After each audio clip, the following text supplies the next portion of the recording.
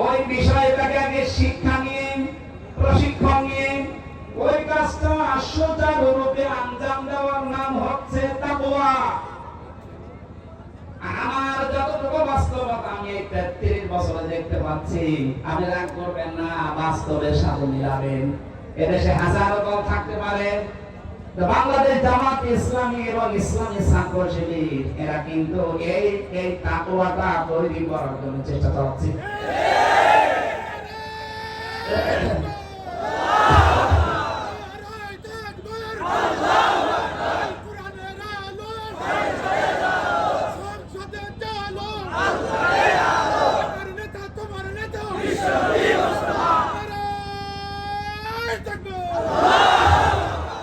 রাজনৈতিক দল তো এদেশে কম নেই, ধর্মীয় দল কম নেই।